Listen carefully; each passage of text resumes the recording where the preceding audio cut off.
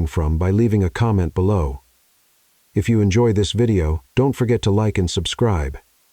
Have a wonderful day. Enjoy the story, everyone. The door of the Bentley Continental opened, and a $3,000 English loafer stepped right into a can of blue paint. Sophia didn't even have time to yell, "Watch out!" The damage was done. The paint burst like fireworks across the sidewalk, splattering all over the navy suit pants of the best-dressed man she had seen in 3 months living on that corner in Charleston, South Carolina. And she couldn't hold it in. She laughed out loud, the kind of laugh that escapes when you know you've just witnessed something that's either going to turn into a great story or a lawsuit.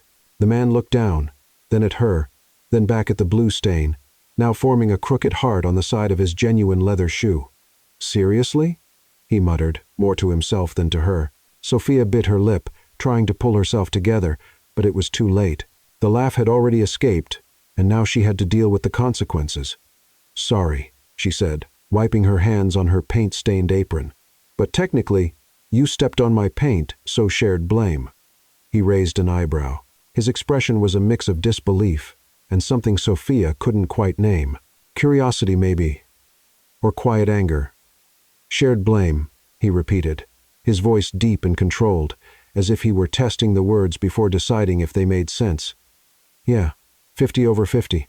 I left the can on the ground. You decided to use it as a doormat. Technically, that's mutual vandalism."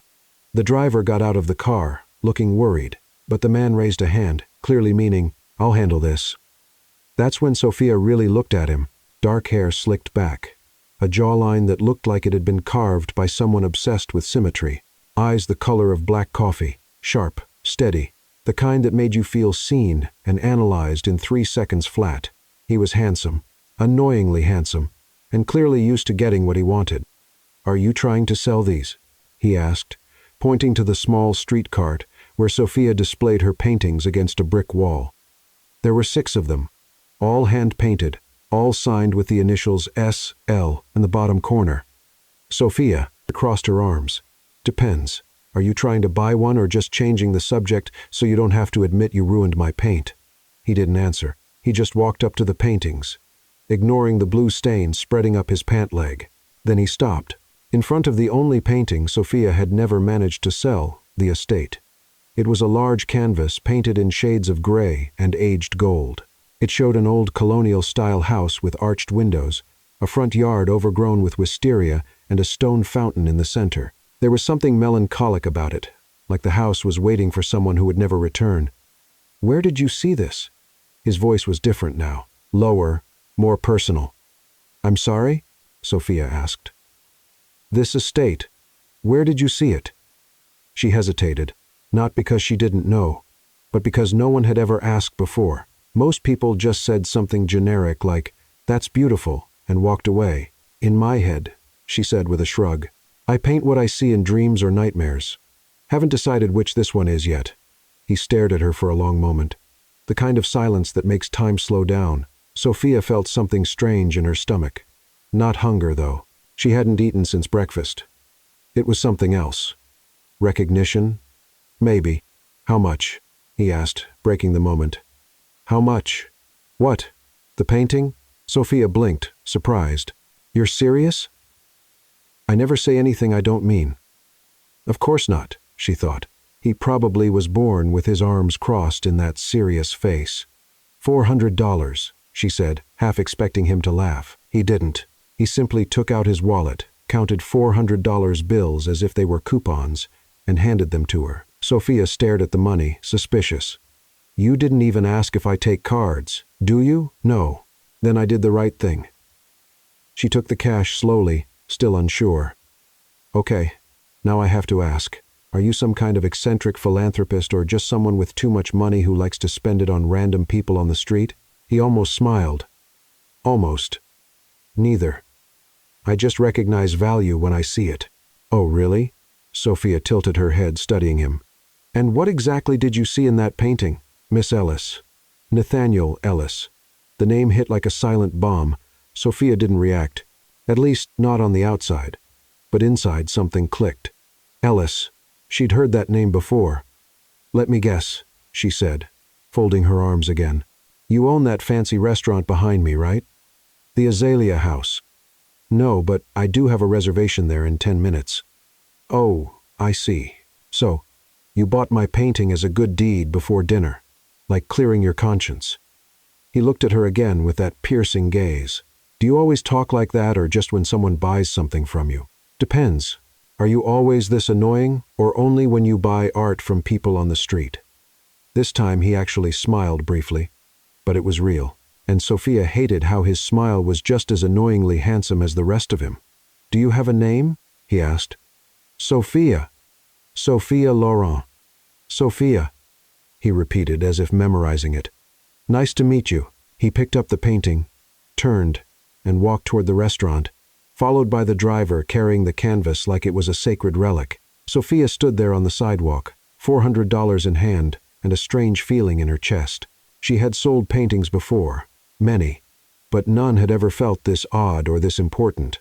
As Nathaniel Ellis disappeared through the glass doors of the Azalea House, Sophia looked at her empty cart, at the paint cans scattered on the ground, and at the blue stain still glistening on the sidewalk under the streetlight. Then, very softly, she whispered to herself, "What on earth just happened?"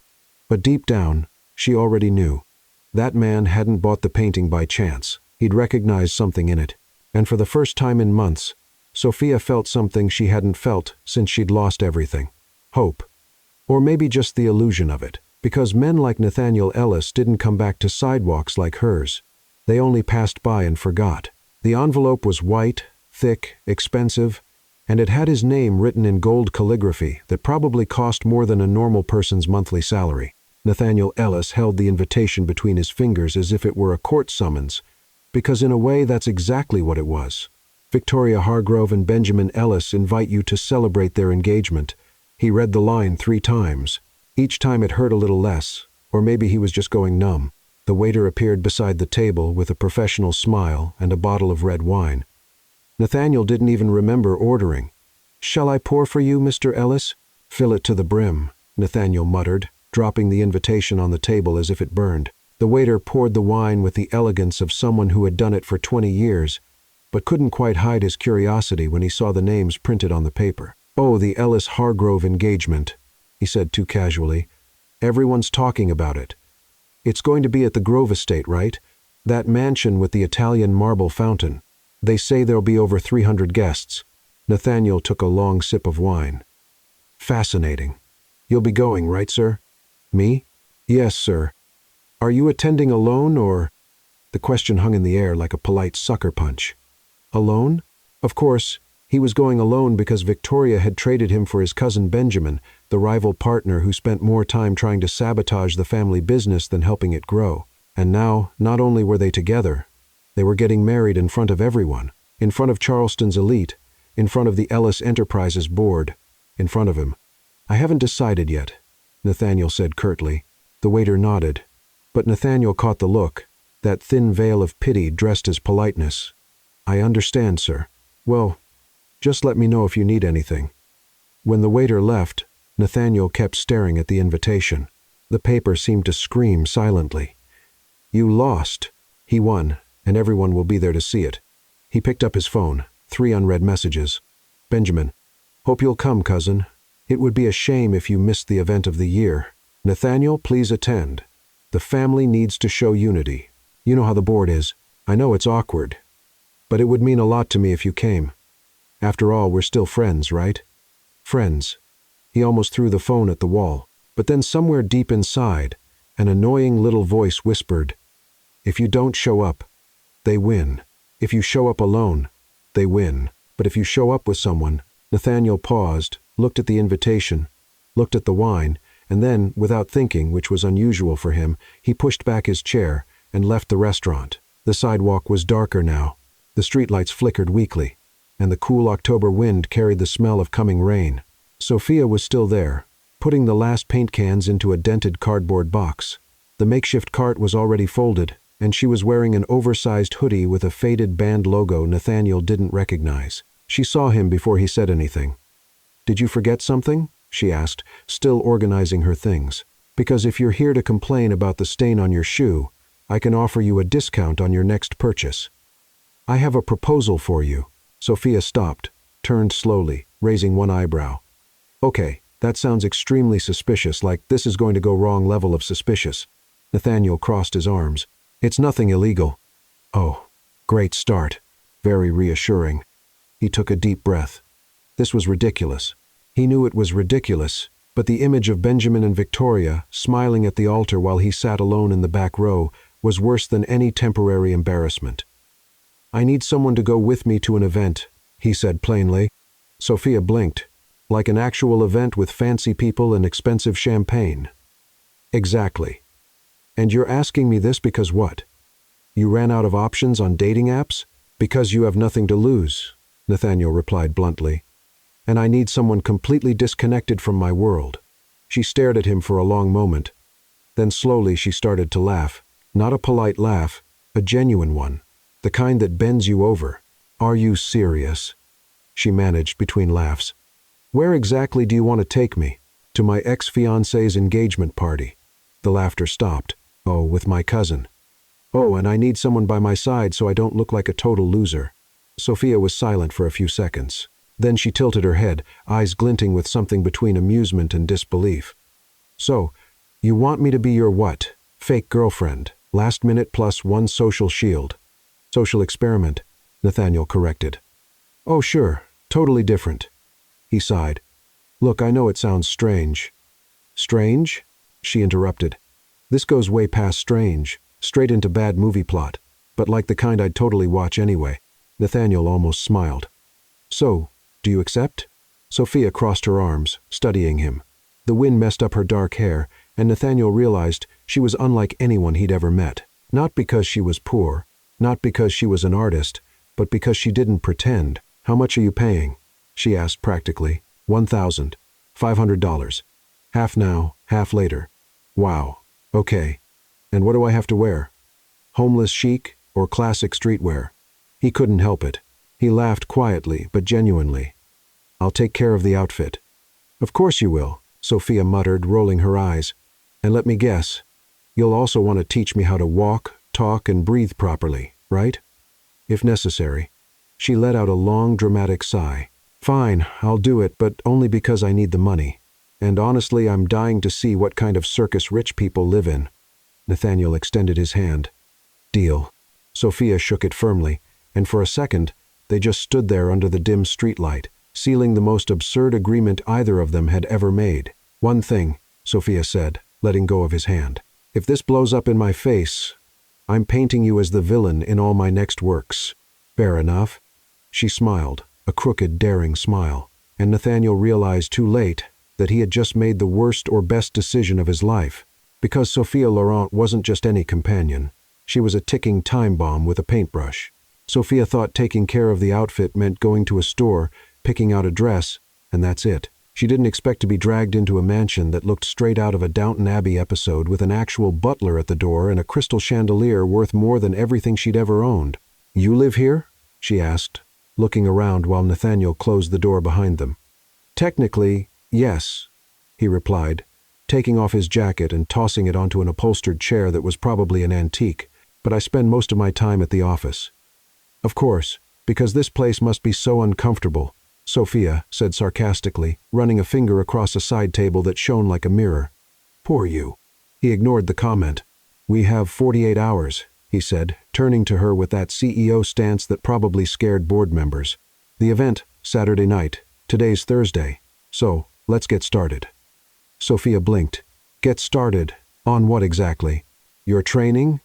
She let out an incredulous laugh. My training, man. I'm not a dog, and you're not the dog whisperer. Nathaniel crossed his arms. Do you know how to behave at a charity gala? I know how to behave anywhere. Just don't spit on the floor or swear at anyone, right? That's not exactly how it works. Then explain it to me, Professor. He took a deep breath like he was preparing for battle. First, posture. You need to stand tall, shoulders back, chin slightly up, as if you belong there. Sophia tried. She straightened her back, lifted her chin, and ended up looking like a stiff flamingo. Like this? She asked, trying not to laugh. Nathaniel closed his eyes for a second. No, you look like you swallowed a coat hanger. Great feedback. Very helpful. He stepped closer, adjusting her shoulders with his hands. The touch was quick, professional, but Sophia felt it. "Relax," he said, his voice lower now. "You don't have to force it. Just trust." She looked at him. Up close, his eyes had tiny golden flecks she hadn't noticed before. "Trust," she repeated, her voice rougher than she meant. "Like trust that you won't let me embarrass myself." "Exactly." For a moment, neither of them moved. Then Sophia stepped back, breaking the moment. "All right, what's the next lesson?" The etiquette lesson took place in the dining room. Nathaniel set crystal glasses, silver cutlery, and porcelain plates on the table like he was building a minefield. "Salad fork, appetizer fork, main course fork," he explained, pointing to each one. "Butter knife, steak knife, dessert spoon." Sophia raised her hand. "Question. Go ahead. Why on earth does anyone need 3 forks? Doesn't the food go in your mouth the same way with any of them?" Nathaniel sighed. "It's about etiquette, tradition, respect. It's about making life harder for no reason," Sophia corrected, grabbing the salad fork and pretending it was a microphone. "Attention, ladies and gentlemen. And today we'll be using fork number 3 because we're fancy." He almost smiled. "Almost. You need to take this seriously." "I am taking it seriously." "Seriously, ridiculous." Nathaniel leaned across the table, his eyes locked on hers. "Sophia, these people will judge you for everything. The way you hold a glass, the way you cut your steak. If you take one wrong step, they'll tear you apart." His tone changed, and Sophia realized this wasn't just about manners. It was about survival. "Okay," she said, more serious now. "I get it. Teach me. I'll try to take it seriously this time." He nodded. And for the first time since they'd met, Sophia saw something in his eyes that looked like gratitude. The dance lesson was where things went off track. Nathaniel turned on some classical music. Something instrumental, elegant, the kind that plays at rich people's weddings. "Basic waltz," he said, holding out his hand. "I lead, you follow." Sophia looked at his hand like it was a trap. "I don't know how to waltz." "That's why we're practicing." She sighed and placed her hand in his. His other hand rested on her waist, firm but respectful. Suddenly, the space between them felt too small. 1, 2, 3, 1, 2, 3, he counted, guiding her across the floor. Sophia stepped on his foot. "Oops. It's fine. Try again." She stepped on him again, this time on purpose. "Sophia, sorry, just a system bug."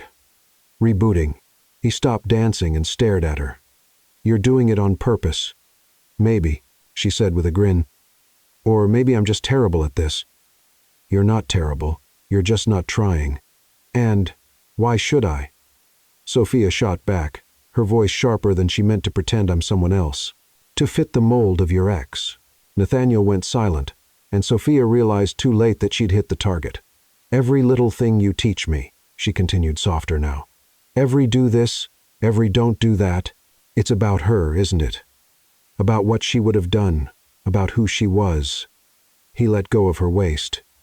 "That's not what this is about." "Then what is it about?" "It's about not letting them win," Nathaniel said tightly. "About showing them I don't need them, that I can move on."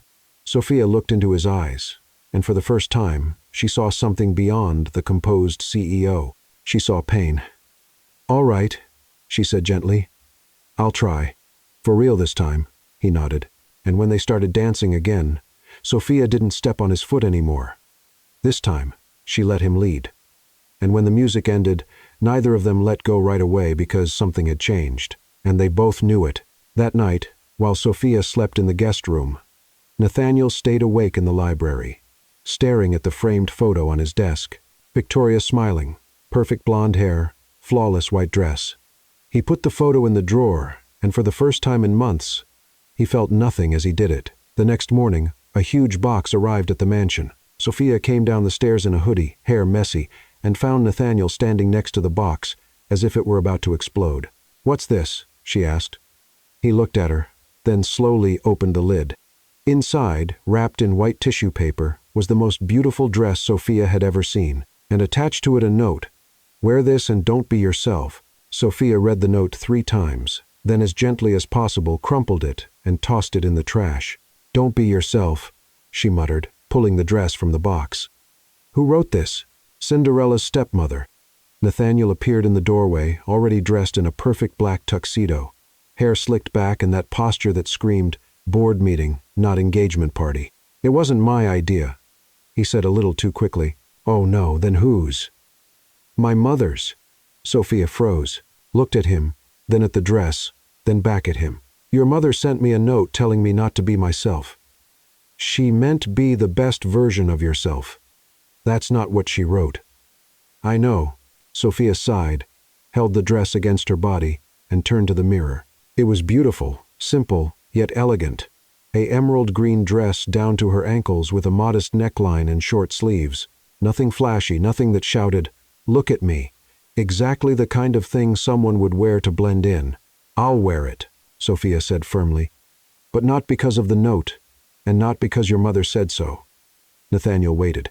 I'll wear it because, honestly, it's gorgeous, and I deserve to wear something beautiful at least once in my life. He smiled.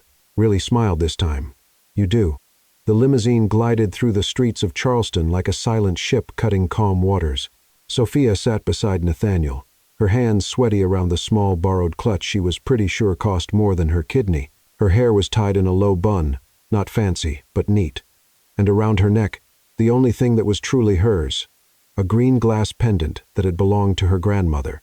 It wasn't expensive, it wasn't truly old, but it shimmered under the light like it was keeping secrets. You okay? Nathaniel asked, breaking the silence. Sophia looked at him. Define okay. Nervous. Terrified. Great. Me too. She let out a short laugh. Really? The great Nathaniel Ellis. Scared? I didn't say scared. I said terrified. It's different. How so? Scared is when you think something bad might happen. Terrified is when you're sure it will. Sophia turned toward him. Then why are you doing this? He was quiet for a moment, staring out the window, because quitting would be worse. And then the limousine stopped.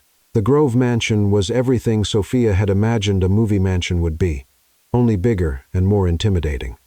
White columns gleamed under perfectly placed spotlights. A grand fountain sprayed water like a living sculpture, and at the entrance, a red carpet led to glass doors where dozens of people dressed like royalty walked in, smiling and laughing, greeting each other like movie stars. Sophia swallowed hard. There's still time to turn back, she whispered. There isn't, Nathaniel said, opening the door.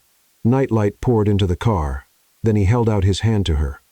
Sophia looked at it, then at him, then at the glowing hall beyond. She took a deep breath. All right, let's get this over with. She placed her hand in his and stepped out of the limousine. And the murmuring began. Not loud, not immediate, but unmistakable. Heads turned, eyes moved from her shoes to her face, lips shifted into polite smiles that hid whispers. Who is she? Never seen her before. She's not on the list, is she? Sophia felt every word like invisible pins. Then Nathaniel squeezed her hand just once, quick and reassuring, and she remembered, I belong anywhere I decide to be. So, with the posture he had taught her, she lifted her chin and walked. The ballroom was massive. Crystal chandeliers hung from the ceiling like constellations frozen in time. Round tables covered with white linen surrounded a central dance floor. And at the far end, on a stage decorated with white and gold flowers, a giant panel showed Victoria and Benjamin smiling like they just won the lottery. Sophia resisted the urge to roll her eyes. They look happy, she said dryly. They do, Nathaniel replied, voice tight. A woman approached, platinum hair, blood-red dress, and a smile as sharp as a knife. Nathaniel, she exclaimed, air-kissing beside his cheek. What a surprise to see you here, and with company. She looked at Sophia like someone examining a questionable piece of art. Sophia smiled back sweetly, dangerously sweet. Hi, sweetheart. Nice to meet you. I love your jewelry. It's vintage, right? The woman blinked. Vintage? Yeah, like old classic from another time. Nathaniel coughed. Sophia was almost sure he was holding back a laugh. Well, the woman said, clearly annoyed. Enjoy the party. And she walked away, her heels striking the floor harder than necessary. You just implied her jewelry was fake, Nathaniel murmured. I didn't imply, I suggested. Sophia, relax. She won't sue me for an offensive compliment. They kept walking, More looks, more whispers. Then a voice cut through the air like breaking glass. "Nathaniel." They stopped. Sophia turned. And there she was, Victoria Hargrove, blonde hair styled in perfect waves, a white dress with gold details, flawless makeup, a smile straight out of a toothpaste commercial. But her eyes had venom. "I'm so glad you came," Victoria said, her voice soft but loaded. "And you brought someone." She looked Sophia up and down, slowly, calculating. Sophia held her gaze. "Hi," she said, extending her hand. "Sophia Laurent. Nice to meet you." Victoria shook her hand with her fingertips as if touching something contaminated. "Unique charm," she said, letting go quickly. "How do you know Nathaniel?" "From the sidewalk," Sophia replied with a smile. Victoria blinked. "I'm sorry. I sell art. He bought one. We connected." The silence that followed was so heavy Sophia could almost hear it creak. Victoria smiled, but not with her eyes. "How interesting." Then she turned to Nathaniel. "I hope you're comfortable here. After all, we're still family, are we?" Nathaniel didn't answer, and Victoria walked away, her white dress sweeping the floor like an elegant ghost. Sophia exhaled. "She hates you," she whispered. "No," Nathaniel said quietly. "She underestimates me. And what about me?" He smiled slightly. She hasn't figured you out yet." Sophia was about to respond when the sound of a spoon tapping a glass echoed through the room. Benjamin Ellis stepped onto the stage, microphone in hand, wearing a broad fake smile. "Good evening, everyone. Thank you for being here on this very special night." And Sophia noticed just by looking at Nathaniel's face that the war had only begun. Benjamin Ellis spoke like a man used to being heard. Loud, confident, and smiling like someone who had just won something he didn't deserve. And judging by the way Nathaniel gripped his champagne glass, he probably had. "I want to thank you all for celebrating this special moment with us," Benjamin went on, gesturing like a talk show host. "Victoria and I are incredibly happy and having our family, friends, and—" He paused, scanning the room until his eyes landed on Nathaniel. "Everyone here means the world to us." The emphasis on everyone felt like a punch disguised as a hug. Sophia could feel Nathaniel tense beside her. "But before we continue," Benjamin said, "Victoria would like to say a few words." Polite applause filled the hall as Victoria walked up to the stage with the grace of someone who'd practiced in the mirror for weeks. She held the microphone like a scepter. "Thank you, darling," she said, placing a perfectly delicate hand on Benjamin's arm. Then she turned to the crowd. "I just want to thank everyone for being here. I know some of you traveled from far away, others rearranged busy schedules, and some—" She paused, her eyes sliding straight to Sophia. "Came even though they weren't exactly expected." The room fell silent, that heavy kind of silence when everyone knows something is about to blow up. Sophia swallowed hard. Victoria smiled. "Sweet, poisonous. But that's all right.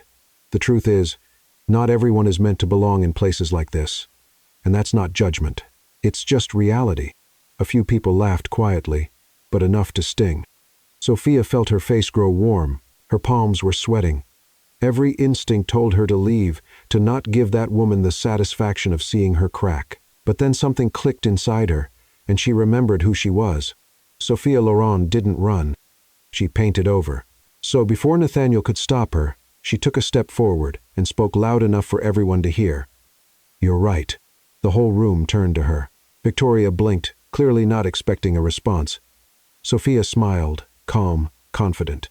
"Not everyone is meant to be in places like this," she said slowly. "Some of us are born to restore what others break." The silence burst into murmurs. Then someone laughed, then another, and another until half the room was hiding smiles behind polite coughs. Victoria turned red. Benjamin froze, and Nathaniel looked at Sophia like he was seeing her for the first time. "Well," Victoria said, her voice trembling slightly. "How witty." "Thank you, sweetheart," Sophia replied with a small nod. "I learned from the best." More laughter. Some people even clapped. And for one brief, glorious moment, Sophia felt like she'd won, but the victory lasted exactly 15 seconds. A woman with gray hair and an emerald green dress stood up from the main table, her eyes fixed on Sophia's neck. "That necklace?" she said sharply. "Where did you get that?" Sophia frowned. "Excuse me." The woman came closer, eyes narrowed as if examining a piece of evidence. "That necklace, it belongs to the Ellis collection." The entire ballroom went silent again. But this time, it was different. The kind of silence that comes before a public execution. Sophia instinctively reached for the necklace. "No, it doesn't. It was my grandmother's." "Impossible." The woman snapped, her voice rising. "I know that piece. It was stolen from the Ellis mansion 15 years ago. Venetian glass with a silver clasp. The artisan's signature is engraved on the back." Sophia felt the floor vanish beneath her feet. "I didn't steal it. My grandmother gave it to me before she died." "And where did your grandmother get it?" The woman practically spat. She worked for a family here in Charleston. They said it was a gift." "A gift?" the woman repeated with disdain. "How convenient." Benjamin stepped down from the stage, his smile replaced by a serious, calculating expression. "Maybe we should verify that," he said, looking straight at Sophia. "After all, if it really is the stolen piece, this becomes a legal matter." Sophia turned to Nathaniel, her eyes silently pleading for help. But he said nothing. He just stood there holding a glass of champagne, his expression impossible to read. Silence. He was silent. "Nathaniel," she whispered, her voice breaking. Nothing. And that's when Sophia understood. He wasn't going to defend her. Not in front of them. Not in front of his family. Not when it meant admitting he brought a thief to his ex's engagement party. He'd made his choice, and it wasn't her. "I think you'd better leave," Benjamin said, his voice cold. "Before this gets unpleasant." 2 security guards appeared like shadows, positioning themselves beside Sophia. She looked around. Every face once curious, even amused, was now hard, judgmental, cold. And Nathaniel remained silent. Sophia felt her eyes burn, but she refused to let the tears fall. Not here, not in front of them. With the last bit of dignity she had left, she unclasped the necklace slowly, carefully, and placed it in the woman's hand. "Keep it," she said, her voice steady despite the tremor, "if it's that important to you." Then, without looking back, without waiting for Nathaniel to say anything, because she already knew he wouldn't, Sophia crossed the ballroom. Her heels struck the marble floor like drums. No one spoke, no one laughed, no one clapped.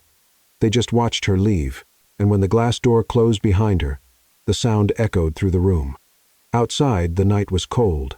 The wind blew hard and tangling Sophia's hair and carrying the scent of coming rain. She stopped on the sidewalk, her hands shaking, her chest tight, and finally she let the tears fall.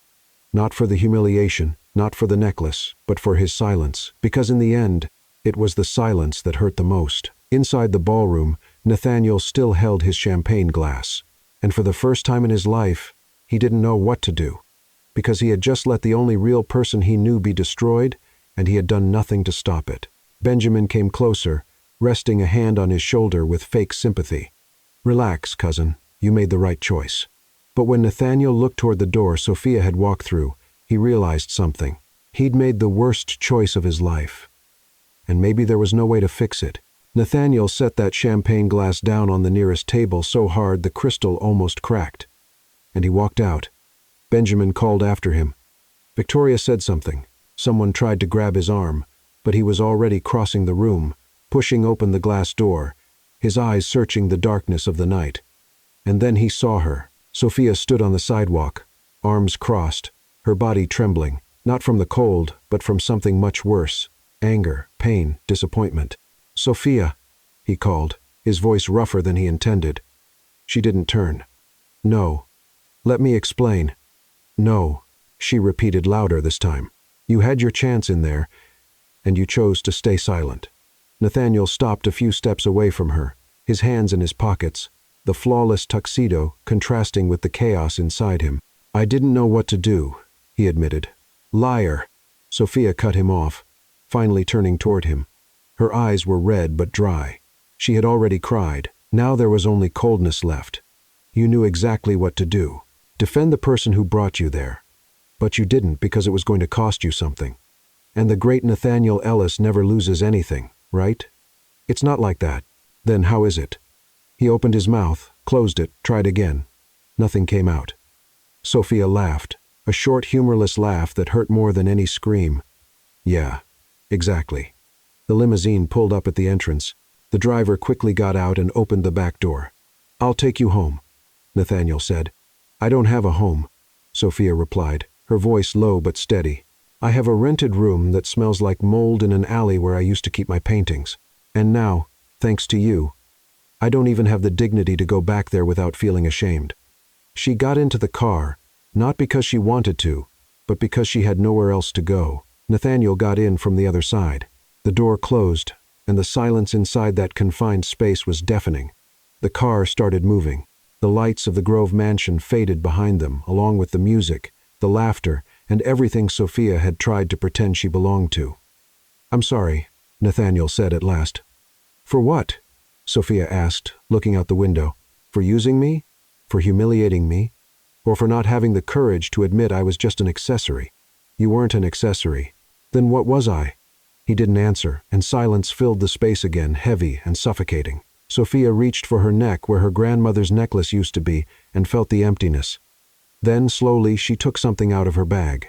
It was a small dented sign, hand-painted cardboard, "Art with Soul," the same sign that used to sit on the cart where she sold her paintings on the sidewalk. She held it for a moment, then without saying a word, placed it on the seat beside Nathaniel.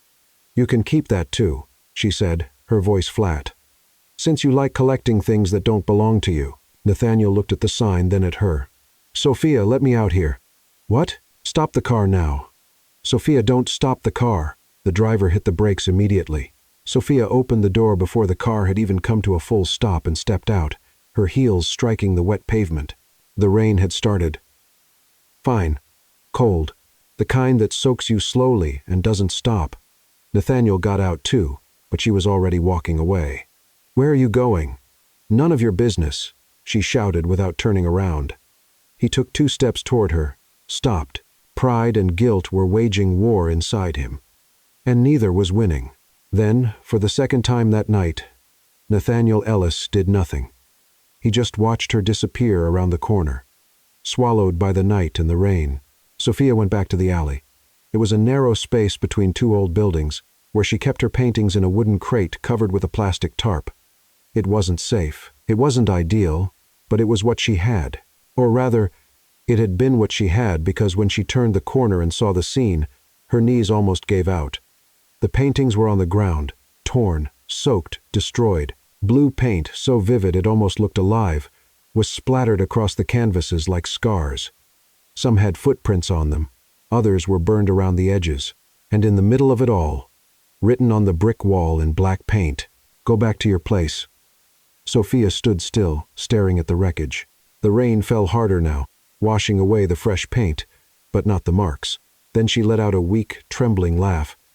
"Even the rain wanted to sign one of my works today," she murmured to herself. But the joke didn't help. Nothing did. She knelt among the ruined canvases, picking up broken frame pieces, bits of paintings that had taken her weeks to finish. There was one in particular, a painting of a child holding a paintbrush, staring at a blank canvas with hope in their eyes. It was the first painting she had made after her father died, and now it was in pieces. Sophia pressed the broken frame against her chest, and for the first time since it all began, she truly cried. Not for the humiliation, not for the paintings, not for the necklace, but because for one brief moment she had believed that someone saw her, not as the poor girl on the sidewalk, not as a failed artist, but as someone who mattered. And Nathaniel had destroyed that, not with words, not with actions, but with silence. Across the street, inside the parked limousine, Nathaniel watched.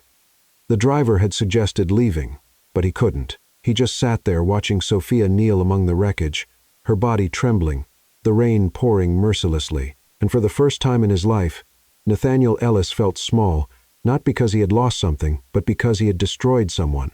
He picked up the little sign she had left on the seat. "Art with Soul." And he understood. Sophia didn't sell paintings. She sold pieces of herself, and he had bought them, used them, and thrown them away. "Sir," the driver said quietly, "what would you like to do?" Nathaniel didn't answer. He just kept staring out the window. And when Sophia finally stood up, holding the pieces she managed to save and disappeared into the night, he realized something. He no longer knew who the villain of that story was. But he had a strong suspicion.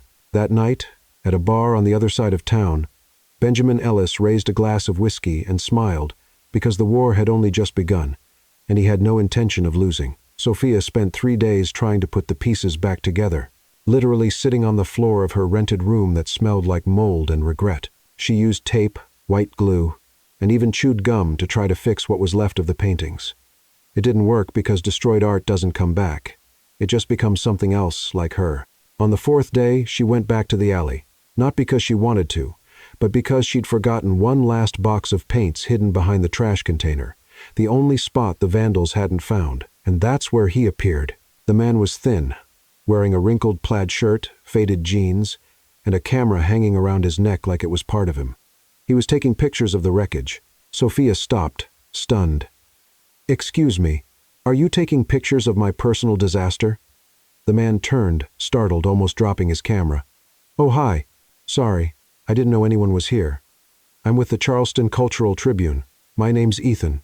Ethan Harper." He held out his hand, smiling like he just found gold in a pile of garbage. Sophia didn't shake it. "And what exactly you doing here, Ethan Harper?" "Oh, I write about art vandalism around the city.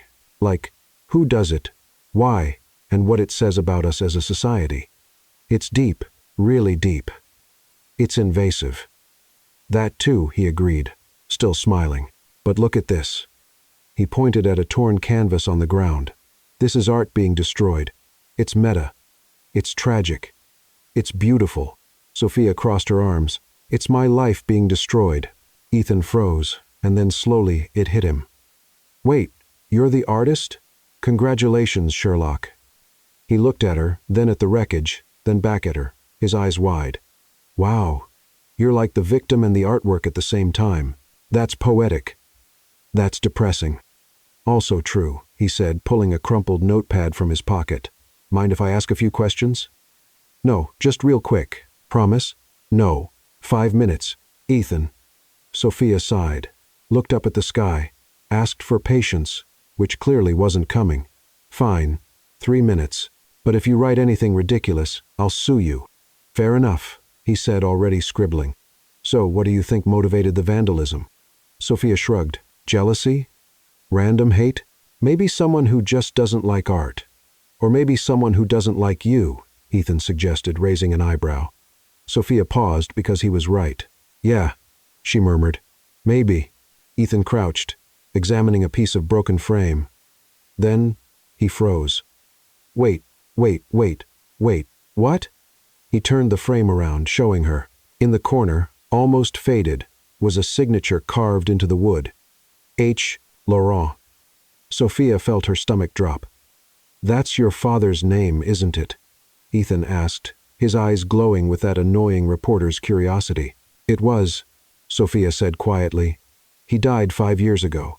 Ethan was silent for a moment, then carefully he asked, "Henry Laurent?" Sophia looked up surprised. "How do you know?" "Because I've heard that name before." Then, without another word, Ethan opened the backpack he was carrying and pulled out an old folder stuffed with yellowed newspaper clippings and faded photos. He spread everything out on the ground like a detective setting up a crime scene. "Your father was an art restorer, right?" "He was," Sophia confirmed, kneeling beside him. "He worked for wealthy families here in Charleston, restored old paintings, furniture, even sculptures. And he was fired unfairly." Sophia froze. "How do you know that?" Ethan pointed to one of the clippings. The headline read, "Restorer accused of stealing artwork from Ellis Mansion." Sophia grabbed the paper, her hands trembling. That was a lie. My father never stole anything." "I know," Ethan said, his voice serious now, "because I wrote a story about it 3 years ago, investigating fraud among elite families, and the name Ellis came up more than once." He picked up another clipping. This one showed a photo of Benjamin Ellis at a charity gala, smiling beside an old painting. Benjamin Ellis has a history of, let's say, acquiring art in questionable ways. He accuses someone of theft. The person gets fired, and then, like magic, the piece shows up in his private collection. Sophia felt anger rise inside her like lava. "You're saying he set up my father?" "I'm not just saying it," Ethan replied. "I can prove it. Look at this." He showed her a document, a contract signed by Benjamin Ellis and an art appraiser named Robert Hale, the same man who had verified the theft back then. And in the corner, A handwritten note. Laurent can't know. Close the deal before inventory.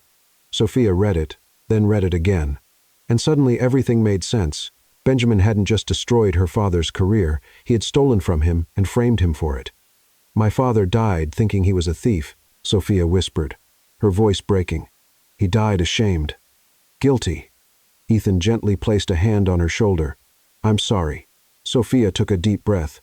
The tears burned behind her eyes, but she didn't let them fall. Not yet. Great, she said, letting out a bitter laugh. So now I'm famous by accident and for artistic vandalism. Ethan gave her a crooked smile. Something like that. Sophia looked at the clippings, the documents, her father's name engraved on the frame, and something inside her shifted. It wasn't about her anymore. It wasn't about Nathaniel. It wasn't even about the necklace. It was about justice.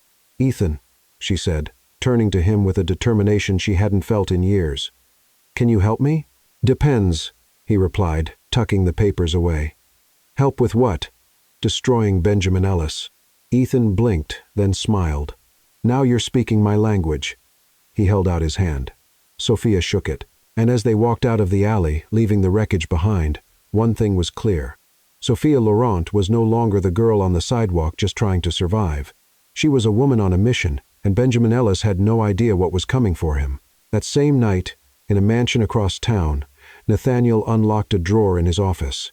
Inside was a folder labeled Henry Laurent, and for the first time, he began to read.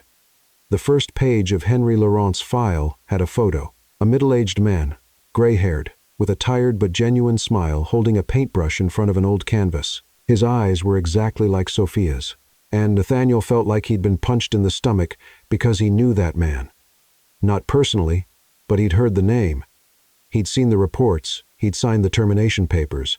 15 years earlier, when he was just a vice president trying to prove himself, Benjamin had brought him evidence that Henry Laurent was stealing artwork from the Ellis estate, and Nathaniel had believed it without question, without investigation.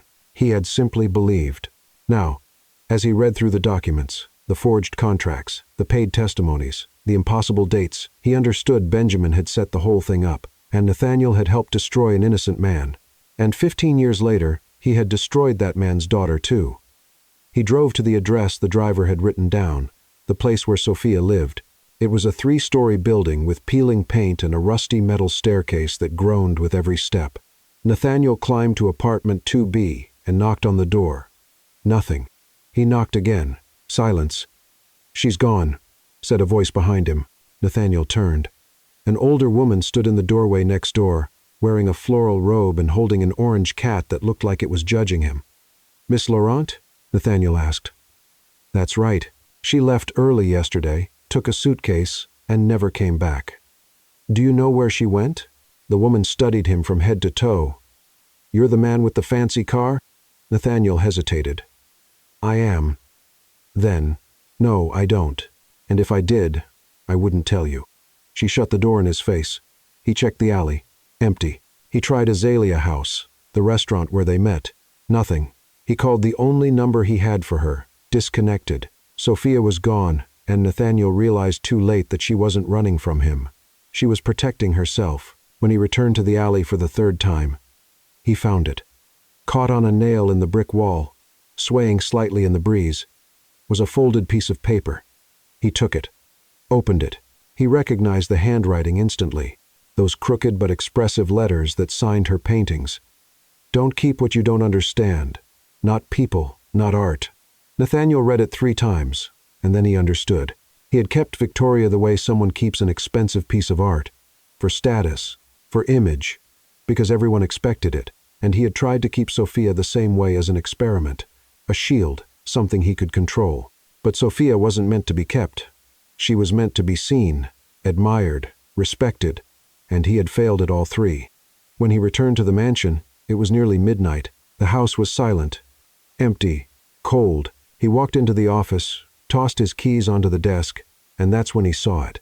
The necklace, the green glass necklace Sophia had left in the car. It was there on the polished mahogany desk, softly shining under the lamp, and beside it, the crumpled little tag. Art with soul.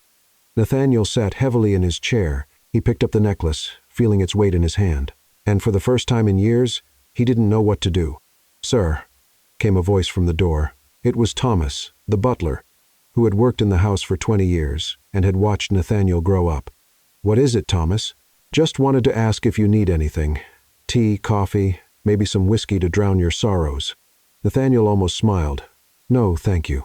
Thomas nodded, but before leaving he paused and said softly, "Looks like the master's been restored on the inside, but still needs a coat of varnish." Nathaniel looked up surprised. "What?" Thomas gave a faint smile. "It's something Miss Sophia would say, I imagine. She had a way with words." Has Nathaniel corrected him? "She has a way with words." "Of course, sir. My mistake." And he left, closing the door behind him, leaving Nathaniel alone with the ghosts of his own conscience. It was 2:00 the morning when Benjamin showed up. He didn't knock. He just walked in as if the mansion belonged to him, too. "I thought you'd be asleep," he said, pouring himself a drink from the decanter without asking. "What do you want, Benjamin?" "Came to see how you're holding up." "Rough night, huh? Your date getting thrown out for stealing." "Awkward." Nathaniel tightened his grip on the necklace. "She didn't steal anything." Benjamin laughed. "Of course she did. Everyone saw it. The necklace was from the Ellis collection." "It wasn't," Nathaniel said, his voice dangerously calm. "It belonged to her grandmother. She worked for our family. It was a gift." Benjamin froze, his glass halfway to his mouth. "You can't prove that." Nathaniel opened the desk drawer, pulled out a folder, and threw it in front of him. "I can." Benjamin looked at the folder, then at Nathaniel. The smile disappeared. "What is this?" "Evidence, forged contracts, paid-off witnesses, security footage of you ordering Sophia's paintings to be vandalized. Everything I need to destroy you." Benjamin went pale. "You won't do it." "Why not?" "Because we're family. Because this will ruin the Ellis name. Because I care more about the company's reputation than the truth." Nathaniel stood, eyes locked on his cousin. "You're right, I used to care." Benjamin slammed the glass down on the desk. "If you do this, I'll take you down with me. The press will love hearing how the CEO of Ellis Enterprises helped ruin an innocent man 15 years ago." "I know," Nathaniel said calmly, "and I'll own it, because unlike you, I still have something worth saving." "Oh yeah. And what's that?" "My humanity." The silence that followed was heavy, thick. Benjamin picked up the folder, looked at him, and slowly smiled. "You're doing this for her, aren't you? The beggar woman." Nathaniel didn't answer. Benjamin laughed low and cruel. "How pathetic. Get out of my house, Benjamin." "With pleasure." He walked to the door, stopped, turned. "But just so you know, she's gone, isn't she? So, even if you clear her name, even if you destroy me, she won't come back because in the end, you chose the wrong side." And he left, slamming the door. Nathaniel stayed in the office. The house felt larger than ever, emptier, colder. He looked around. The expensive furniture, the old paintings, the Persian rugs, everything flawless, everything perfect, everything hollow. And he realized Sophia had been right. He didn't understand anything. Not art, not people, not himself. But maybe there was still time to learn. The next morning, an envelope was delivered to the Charleston Cultural Tribune. Inside were documents, photos, contracts, and a letter signed by Nathaniel Ellis. Ethan Harper opened it, read it, and smiled. "Sophia," he called, "you need to see this." Sophia looked down at the papers spread across Ethan's desk as if they were pieces of a crime scene, because technically they were. Forged contracts, deleted but recovered emails, suspicious bank transfers, and a letter signed by Nathaniel Ellis confessing everything. "He sent this to me," Ethan said, sliding the papers toward her. "Everything we need to prove your father was innocent. That Benjamin set him up." Sophia picked up the letter, reading it slowly, and she felt something strange in her chest. Not relief, not gratitude, confusion. "Why did he do this?" she asked quietly. Ethan shrugged. "Guilt, redemption, unreturned love." Sophia gave him a look. "It's not love." "Of course not," Ethan agreed, smiling. "But it would make a great headline." She rolled her eyes and kept reading the documents. And that's when she saw it. Nathaniel hadn't just sent proof. He had sent a plan, and that plan involved a charity auction at Grove Mansion, the same place where she had been humiliated. "He's crazy," she murmured. Maybe, Ethan said, but it's the kind of crazy that sells newspapers. While Sophia processed everything in the newsroom on the other side of the city, Nathaniel was in the basement of Ellis Enterprises doing something he never imagined he would do, breaking into his own archives. Technically, it wasn't breaking in. He was the CEO. He had access to everything, but going in there at 3:00 the morning with a flashlight and a master key stolen from the secretary's safe definitely felt like a crime. This is ridiculous, he muttered to himself, opening the third drawer of a dusty file cabinet that probably no one had opened since 2010. He was looking for one specific thing, the original inventory records from the Ellis mansion 15 years ago. Because if Benjamin had framed Henry Laurent, the proof would be there, hidden but there. Nathaniel searched for 2 hours. He found old contracts, restoration invoices, auction receipts, and then at the back of the last drawer, under a pile of yellow documents, he found it, a folder with the label torn, but you could still read Inventory 2010 Restored Works. He opened it and froze, because there in black and white was the complete list of works Henry Laurent had restored, and next to each one, the signature of the appraiser responsible, Robert Hale, the same man who had confirmed the theft, and at the bottom, handwritten in a script Nathaniel knew well, closed before Laurent notices the diversion. B.W., Benjamin Ellis. Nathaniel felt anger rise like fire because it wasn't just a scheme. It was premeditated, planned, cruel, and he had fallen for it like a fool. He took photos of everything with his phone, tucked the folder under his arm, and left the basement like a thief in his own company. But when he reached the elevator, he realized there was a problem. He wasn't alone. The board meeting the next morning was, to say the least, tense. Benjamin was there, smiling as always, sitting at the end of the table as if he owned the place. Victoria was there too, as an outside consultant invited by her cousin, which was ridiculous, but no one had the nerve to question it. And Nathaniel was in the middle with a flash drive in his pocket and sweat running down his forehead. "So, Nate," Benjamin began, far too casual, "do you have any updates on the internal audit?" Nathaniel cleared his throat. "I do. In fact, I brought some interesting documents." He stood, plugged the flash drive into the projector, and turned it on. The first image was the forged 2010 contract. The room fell silent. As you can see, Nathaniel began trying to sound professional. There are inconsistencies in the Ellis Mansion's inventory records, specifically related to... He tripped over the projector cable. The screen went dark. "Damn," he muttered, trying to turn it back on. Benjamin let out a low laugh. "Spy mode turned off, cousin." A few people laughed. Nathaniel felt his face heat up. "Just a second," he said, fiddling with the cables as if he knew what he was doing. Spoiler, he didn't. After 3 awkward minutes, the secretary walked in and fixed everything in 5 seconds. "Thank you, Karen," Nathaniel murmured. "You're welcome, Mr. Ellis." He took a deep breath and continued. "As I was saying, there's evidence that works were diverted and an innocent employee was blamed."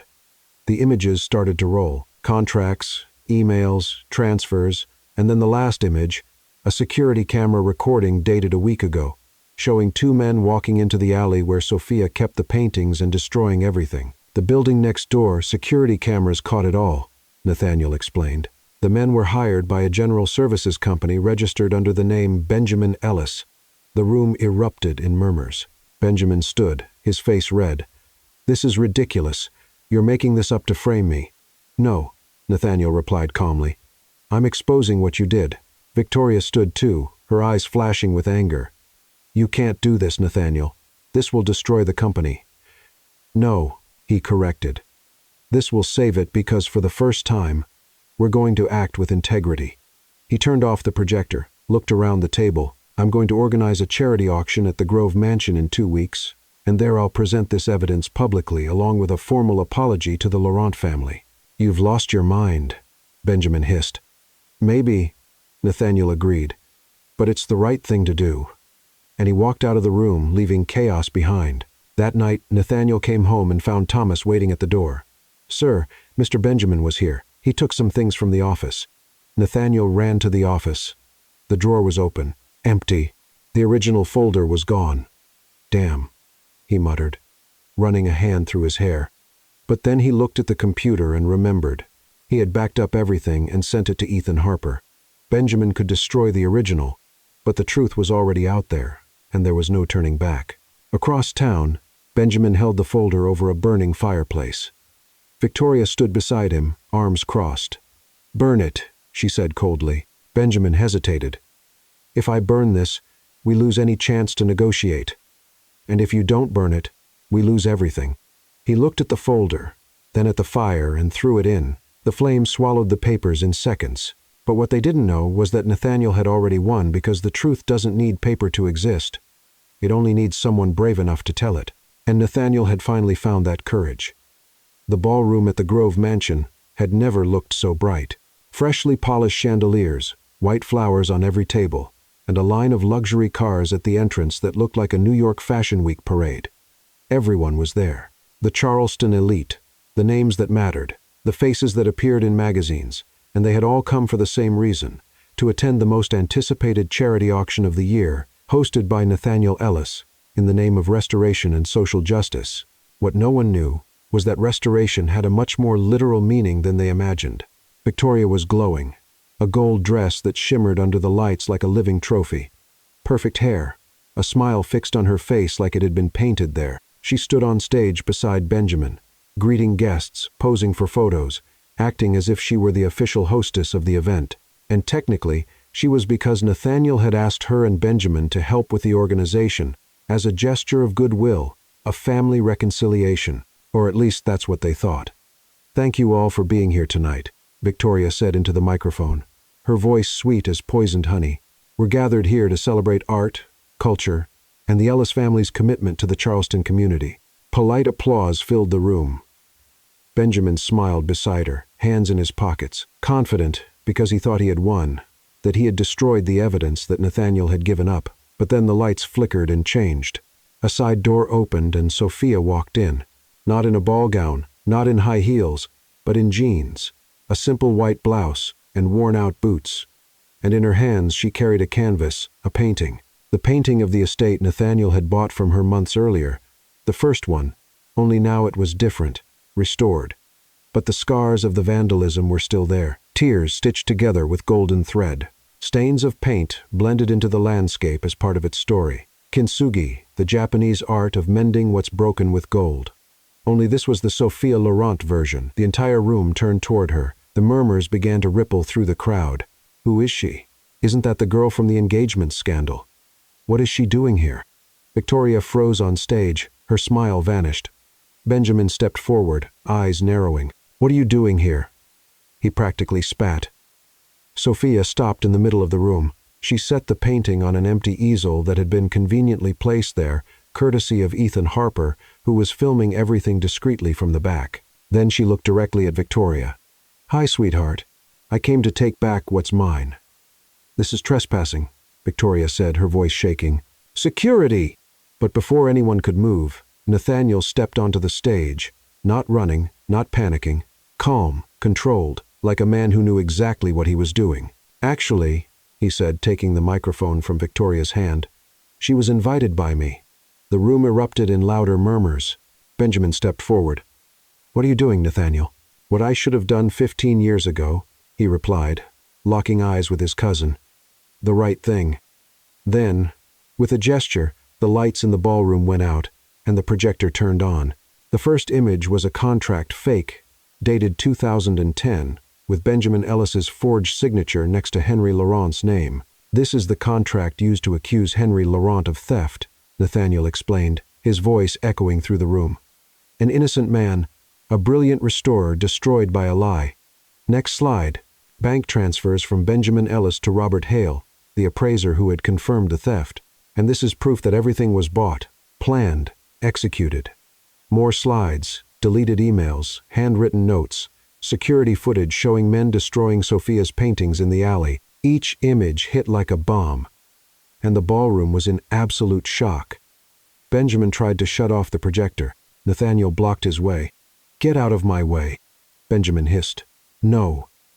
Victoria stepped off the stage, trying to slip away. But Ethan appeared by the door, still filming. "I didn't do anything," she shouted, desperate. "It was all Benjamin. I didn't know about any of it." "That's a lie," said Sophia, her voice calm but sharp. "You knew. You always knew. And you chose his side because it was convenient." Victoria glared at her with pure hatred. "You're nothing but a— Careful." Sophia cut in, smiling. "Your words are being recorded and you're already not having a great day, sweetheart." Someone in the back laughed, then another, and Victoria realized too late that she'd lost. "Looks like the tables have turned, huh?" Sophia said, tilting her head, and the room erupted. Half applauded. The other half stood in stunned silence, but everyone understood one thing. The truth had won. 2 security guards, real ones this time, not the ones Benjamin had bought, entered the room with 2 Charleston police detectives. "Benjamin Ellis," one of them called, flashing a badge. Benjamin stepped back. "You can't arrest me. You've got nothing that'll hold up in court." "Actually," said the detective, holding up a warrant, "we have enough evidence for fraud, document forgery, and destruction of private property. So yes, we can." And as they led Benjamin away in handcuffs, he yelled at Victoria, "Get me out of here. Pay my bail." But Victoria was already gone, slipping out the back door, because in the end, she always chose herself. When the room finally started to empty, Sophia stood before the restored painting. Nathaniel walked up slowly. "You came?" he said softly. "Ethan convinced me," she replied, still looking at the painting. "He said I needed to see this, that you'd done something unexpected." "And what did you think?" Sophia finally looked at him. "I think you took too long, but at least you did it." He smiled, sad but hopeful. "I'm sorry for everything. I know. And I was wondering if you'd give me a chance to fix this for real this time." Sophia looked at him for a long moment, then slowly she pointed to the painting. "You see these scars?" she asked. "They don't disappear, but now they're part of the piece, and in a way, they make it more beautiful." Nathaniel understood. "So, can we try again?" Sophia didn't answer right away, but then to his surprise, she held out her hand. "We can. But this time, no lies, no games, no silence." He took her hand. "No silence." And for the first time in weeks, they both smiled. For real. Outside, Victoria got into a taxi and called an unknown number. "I need to get out of town now," and she disappeared into the night. But what she didn't know was that the story was only beginning because Nathaniel still had one more surprise, and this time Sophia was going to love it. Nathaniel Ellis had faced shareholder boards, hostile negotiations, even a federal lawsuit, but he'd never been nervous in front of a neighborhood cafe door, until now.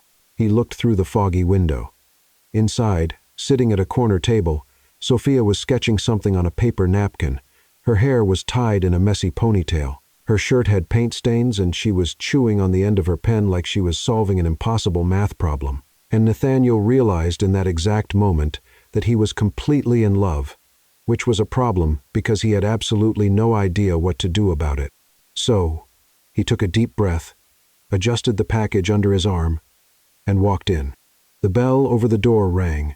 Sophia looked up and froze. "Hi," said Nathaniel, stopping a few steps from the table. "Hi," she replied slowly, as if testing the word. "May I sit?" Sophia looked at him, then at the empty chair, then back at him. "Depends. Did you come to apologize again, or is there something new in the script?"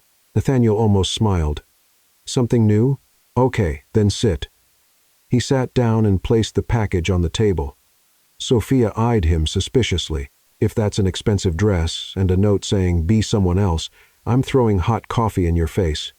"It's not," Nathaniel assured her. "Open it."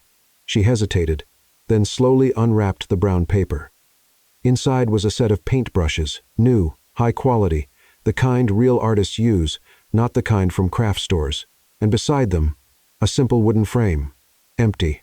Sophia picked it up, turned it over, and saw something carved into the back. For Sophia, who restores what others break.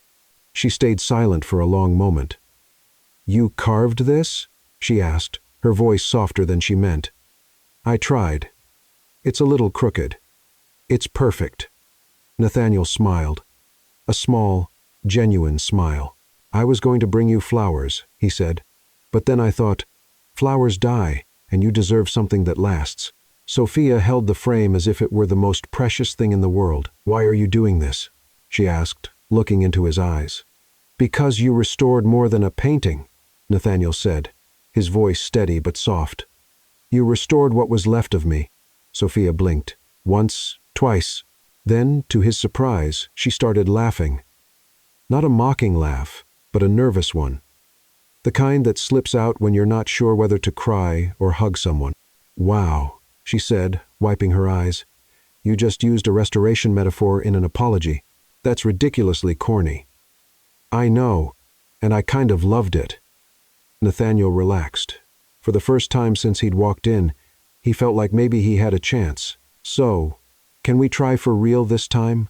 Sophia opened her mouth to answer and was interrupted by a voice far too cheerful for 8 inches the morning. Good morning, lovebirds. They both turned. The waiter, a man in his 52nds with a gray mustache and a coffee-stained apron, stood beside the table with a grin that was way too wide. You two want coffee, toast, or are we skipping straight to the happy ending? Sophia almost spit out her coffee. I'm sorry, what? She asked, trying not to laugh. Oh, relax, sweetheart, the waiter said, winking. I've worked here 20 years. I know a romantic apology when I see one. So, tell me, table for 2 or happy ending? Nathaniel turned red. Sophia burst into laughter, and the waiter stood there waiting for an answer as if hosting a game show. 2 coffees, Nathaniel managed to say, trying to regain composure. And maybe some toast. Maybe, the waiter repeated dramatically. Son, you need more confidence. She's already laughing. You've won. He walked off, whistling a romantic tune from the 82nds. Sophia wiped the tears from laughing so hard. I love this place. Nathaniel sighed, but he was smiling. Are you always going to embarrass me? Probably, she said, picking up one of the new paintbrushes and twirling it between her fingers. But only because you deserve it. He didn't argue. Then silence returned. But it was different now. Not the heavy silence of the past, the comfortable kind. The one that exists between people who really understand each other. Until Sophia broke it. I'm scared, she admitted softly. Nathaniel frowned. Of what? Of believing again. Of trusting. Of... She paused, searching for words. Of loving, because love is scarier than loneliness. He stayed quiet, letting the words settle. Why? He asked gently. Because I know loneliness. I know how to survive it. But love? Sophia looked at the empty frame. Love is risky. It's giving pieces of yourself to someone and hoping they don't break them. Nathaniel reached his hand across the table slowly, giving her time to decide. What if I promise not to break them?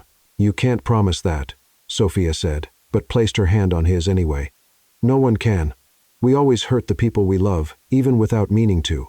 Then we learn to restore, Nathaniel replied, holding her hand together with golden scars and all. Human kintsugi. Exactly. She looked at his hand over hers, feeling the warmth, the steadiness, the quiet promise. Then slowly she nodded. All right, let's try. But slowly, no pressure, no big expectations. No big expectations, he repeated. Just morning coffee. Morning coffee sounds good. The waiter returned with their coffees and a slice of toast no one had ordered. But that came with a little heart drawn in jam on the plate. On the house, he said, winking again. Sophia rolled her eyes but was smiling. And as the two of them shared the toast and talked about everything and nothing, about art, about future plans, about how Nathaniel had burned his first attempt at gilding the frame, one thing became clear. They weren't ready, but they were willing, and sometimes that's all that matters. Across the street, hidden behind a car, Victoria watched through the cafe window, her eyes narrowed, her phone in her hand typing a single message. They're together, time for Plan B. And as she pressed send, a cold, calculated smile spread across her face. Because if she couldn't have Nathaniel, no one could. Victoria hit send and waited. The reply came seconds later. Received. Operation starting. She smiled, slipped the phone into her purse, and walked away from the shadows. But what Victoria didn't know was that across the street, Ethan Harper was also watching. Camera on, recording everything. And when she turned the corner, he sent the video to Nathaniel with a single message. She still hasn't learned, but we have. Victoria's Plan B canceled before it even began because this time they were ready. 1 year later, the Grove Mansion ballroom was unrecognizable, not because it had changed, but because what was happening inside was completely different. Instead of tables divided by family names and social status, there were round tables decorated with paintings made by children. Instead of expensive flowers, there were vases with simple, colorful sunflowers. And instead of a tense, competitive atmosphere, there was laughter. Lots of laughter. Because this was not an elite gala. It was the first charity ball of the Laurent Foundation, created by Sophia and Nathaniel to support street artists, independent restorers, and anyone who believed art had no price, only value. And it was full. Sophia stood in the center of the hall talking with a group of teenagers who took part in the foundation's mentoring program. She wore a light pale blue dress that floated as she moved. Her hair was tied with a hand-painted colorful scarf, a gift from one of the kids. She was the same woman from the sidewalk, only now radiant.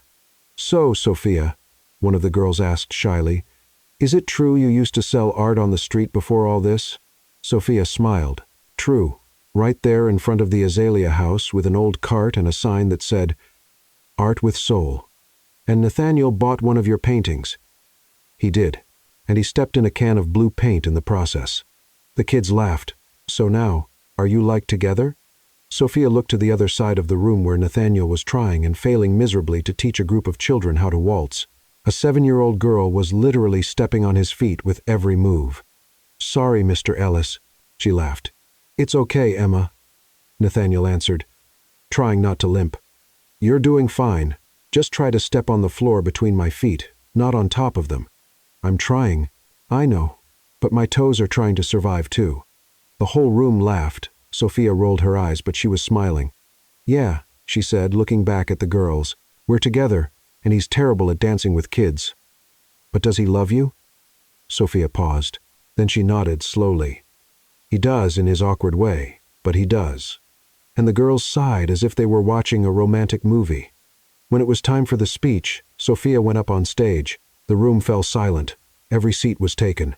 Artists, families, children, and even some members of Charleston's old elite, who had learned their lesson. Sophia held the microphone. She took a deep breath. "Hi," she began, her voice firmer than she expected. "I'm not good at speeches, so I'll be direct." Low laughter. "A year ago, I was on the sidewalk. No money, no hope, thinking nobody cared about real art, only about expensive art." She paused and looked around. "But I was wrong, because real art has no price. It has soul. And you," she pointed to the audience, "you proved that. Each of you who came tonight, who donated, who believed, you proved that elegance is not about how much you spend." Sophia lifted her chin, her eyes shining. "Elegance is respect, not price." The room exploded into applause. People stood up. Some cried, others smiled. And in the back, the foundation's children began to imitate the dance Nathaniel and Sophia had practiced, purposely stepping on each other's feet and laughing out loud. And Sophia realized that this was the most beautiful moment of her life. Not because it was perfect, but because it was real. It was in the middle of the party that she appeared. Victoria. But she wasn't the Victoria from before. There was no gold dress, no flawless makeup, just a simple beige dress and hair pulled back in a basic ponytail. She stood at the entrance, hesitant, as if she didn't know whether to go in. Sophia saw her first and froze. Nathaniel appeared at her side, following her gaze. "Do you want me to ask her to leave?" he asked quietly. Sophia was silent for a moment, then slowly shook her head. "No, let her stay." She crossed the hall toward Victoria. The two stood face to face, saying nothing for a long moment, until Victoria spoke, her voice breaking. "I'm sorry." Sophia did not answer right away. She just looked at her. "Are you sorry, or are you just feeling sorry for yourself?" Victoria lowered her eyes. "Both, probably. At least you're honest." "I lost everything," Victoria went on. "The engagement, my reputation. Benjamin's in jail, and I have no one." Sophia crossed her arms. "And you think I'm going to hug you and say it's okay?" "No," Victoria replied, finally meeting her eyes. "I just wanted you to know that. I understand now what you felt, what you went through." Sophia was quiet. Then, surprisingly, she held out her hand. "You can stay, but if you try anything, I'll paint you as the villain in all my next canvases." Victoria almost smiled. "Fair." And she shook her hand. It wasn't forgiveness, not yet, but it was a start. At the end of the night, when most people had already left, Sophia stood in front of a painting displayed on the main wall. It was her father's work, restored, complete, and beneath it, a small golden plaque read, Henry Laurent, restorer, artist, father. Now it's truly complete.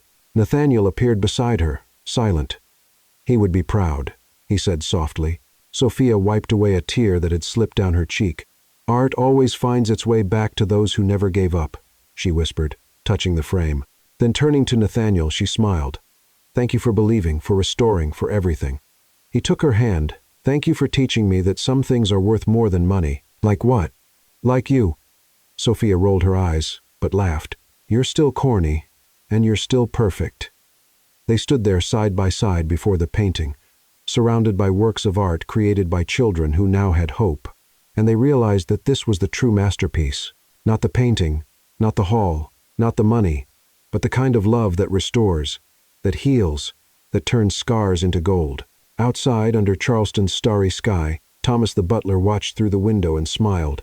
Looks like the boss finally learned his lesson, he murmured to himself. Then he closed the door, leaving the two of them alone, because some stories don't need witnesses, only happy endings.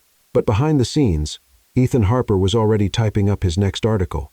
From Homeless to Humanitarian, the true story of Sophia Laurent. And something told him this story was only just beginning. And that's how the story of Sophia and Nathaniel ends. The woman from the sidewalk who restored not